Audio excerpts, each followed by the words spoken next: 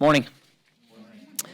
First of all, I just want to say to the people in Southern California, we want you to know that we're thinking of you as you deal with these devastating fires that continue to tear through your region.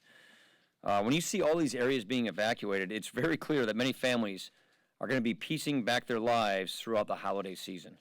So just to echo what the majority leader said yesterday, we are here to help. To all those firefighters who are out there running into these fires, we're grateful for you. We're praying for you. Second, this morning, the Committee on House Administration is presently holding a wide-ranging hearing on our reporting and settlement process for sexual harassment. The goal of this hearing is to take a look at the entire system. We want to identify what reforms are needed to change the way things work. In addition to just better policies to protect women, we also need a real culture change.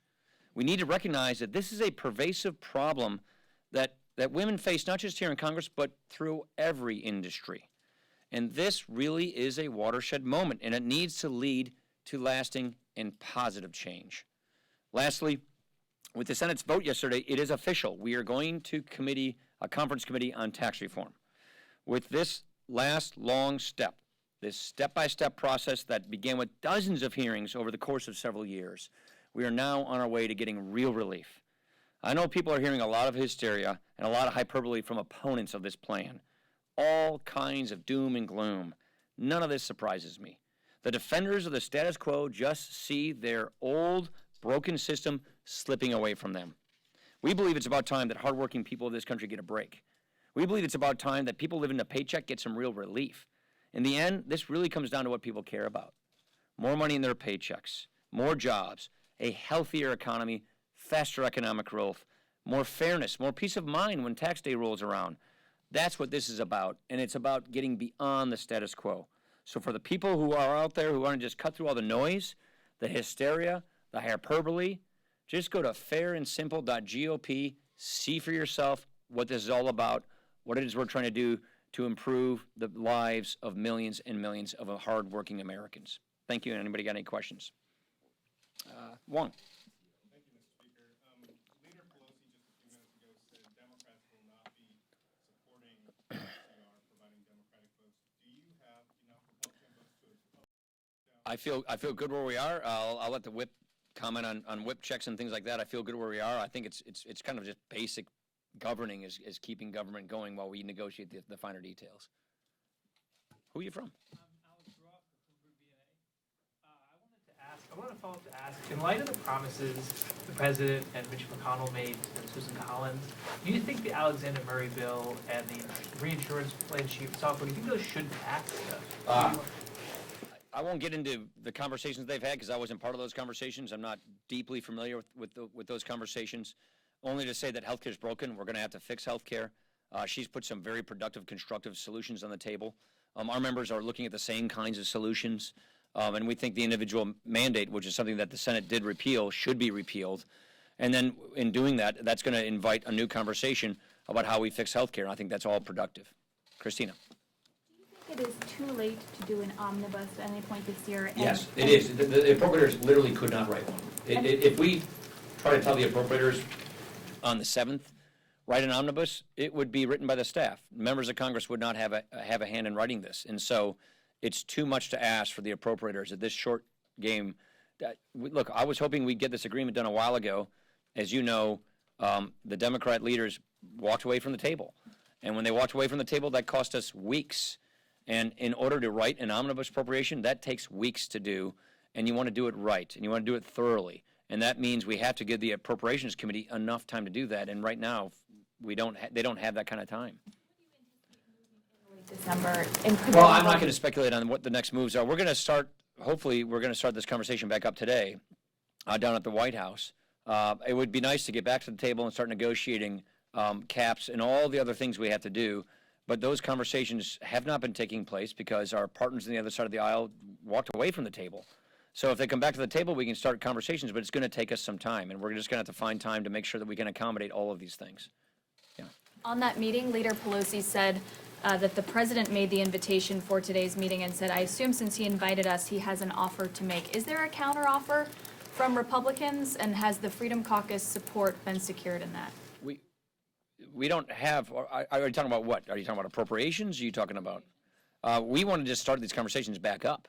We haven't had conversations about how to move with a caps agreement. So we just want to get these conversations started back up. In the meantime, we just need to keep the government funded while we try to get these conversations going again. But you met with Congressman Mark Meadows yesterday. I meet with people constantly about everything. Just leave it at that. Will he vote for a 2 ECR? Will that group vote for 2 ECR? You'll ask the whip.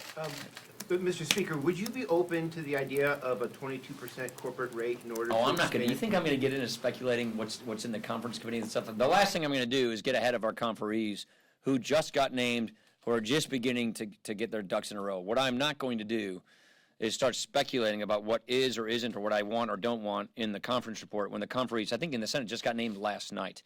So it would be poor form of me to negotiate through the media on tax reform, but more importantly, to get ahead of the people that we've just delegated to go negotiate the final version of tax reform. Yeah. Mr. Speaker, on parity, Minority Leader Pelosi said that 54-37 is what I'm not gonna negotiate Republicans with are the media on this calling either. parity. But my question is, she seems to think that fiscal 2017 did not change the parity argument. So how are you going to move forward with a side that believes that? I'm going to move forward by not negotiating through the media. Speaker, your conversations with Republicans, from what we've been told, have revolved around a year-end bill by December 22nd Yeah. that would fully fund defense and then through the end of the fiscal year, and then CR the remaining agencies into January to set up an omnibus. Is this something a strategy you're supporting at this time? Yeah, what my leadership style, and I think you probably know this by now, is I try to open up the playbook to our members so we have a very open and candid conversation about how the best ways to proceed. You got to understand, in the House, we're very frustrated. You know why we're frustrated? We passed all our appropriation bills. We passed every appropriation bill here in the House before the September 30th deadline. The Senate didn't even bring up a single appropriation bill. So we're fairly frustrated in the House because we've done our work, we've done our job, and yes, the Senate has different rules and they have different procedures. Nevertheless, we're frustrated because we've done the work, we've passed the bills. So what we're doing with our members is having a conversation about how to advance our priorities, how to make sure that we can get the big things done that we're working on this year, like tax reform, while also minding our equities on the things that we care about, like funding the military. And then how do we do that so we can get these conversations back on the table, get back to being constructive and productive, working with people across the aisle, so that we can actually get funding for long-term next year for all of these things. And that's the kind of conversation we're having. We're basically trying to figure out how do we make government work, how do we make good on our priorities, and how do we get through these moments we have where you have just friction between not just the House and the Senate, Republicans and Democrats, but just between the two sides of the rotunda. Do you think are you supportive of that concept of a defense Look, CR I like to keep our conversations within our family, within the family. My job is more to listen to our members and see kind of what their priorities are, and then trying to make sure we can come up with a strategy that we think works to make sure that we can get our work done here. Yeah. I'm Joe Kurtigan with Business Insider. Where's the bar set for calling for resignations for these members of Congress? Democrats are kind of booting a lot of their members left and right, and then you have Congressman Farenthold. Where do you stand on that? Yeah. No, it's a really good question, actually. So, for instance, well, first of all, every one of these claims that is against, whether it's in business, industry, or in Congress, they have to be taken very seriously. In that particular case, that claim was taken very seriously, and then it was referred to an independent ethics body, the OCE. That independent ethics body reviewed the claims, and then they unanimously voted to dismiss those claims. So in that particular case, that did go through an ethics investigation. There's another one pending at the Ethics Committee. So we've got to figure out, how do we make sure all of these claims are respected and honored, that there is a system of due process, and that there are standards that are being met. That is why we have these hearings right now in the House Administrative. I've learned so much about this. You know, your first reaction is just full, total transparency, and then what I've learned is, well, victims don't necessarily want that.